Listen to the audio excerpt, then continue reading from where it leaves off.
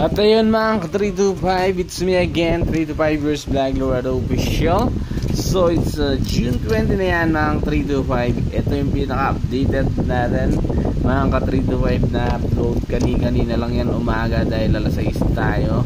For today's video mga ka-325, ganun pa rin, magtatrabaho pa rin tayo, kikilos pa rin tayo para sa ating kinabukasan ng bayan mga ka-325. Walang susuko, tuloy-tuloy tayo mga ka-325. Nagpahinga lang tayo ng konti mga ka-325, then upload na naman. Yeah dahil the past few days is nag-overtime tayo mga ka-325. Actually for today's is nag-overtime din tayo, pero mag-upload pa rin tayo para sa ating kinabukasan mga ka-325. Tuloy-tuloy pa rin.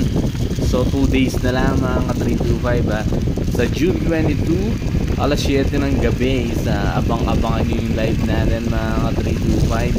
Yeah dahil mamibigay tayo ng Gcash at i-announce ko kung sino talaga ang mabibigyan ng t-shirt natin and sticker na plus malay nyo ay masiyahan ako buka ay sa June 22 is syempre may mga bonus yan mga ka-325. Alam nyo kung sino kayo, malalagi yung points nyo sa ating numbers don't lie. Sabi nga mga ka-325, si Meta mismo ang nagbibilang sa inyong pag-share at pagla-like sa akin mga ka-325.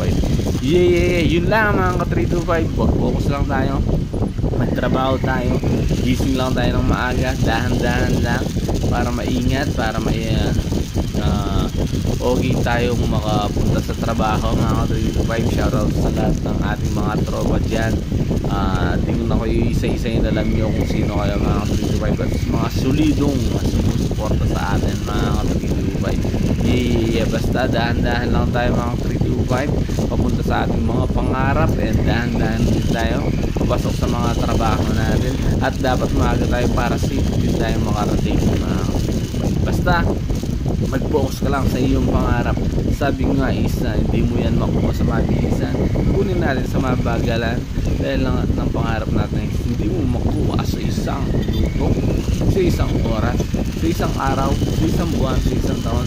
3 to 5 years from now mga 3 to 5 dapat may mga resulta tayo lahat ng ating mga ginagawa mga 3 to 5. Good day mga 3 to 5 and enjoy watching. Maaga yan mga 3 to 5.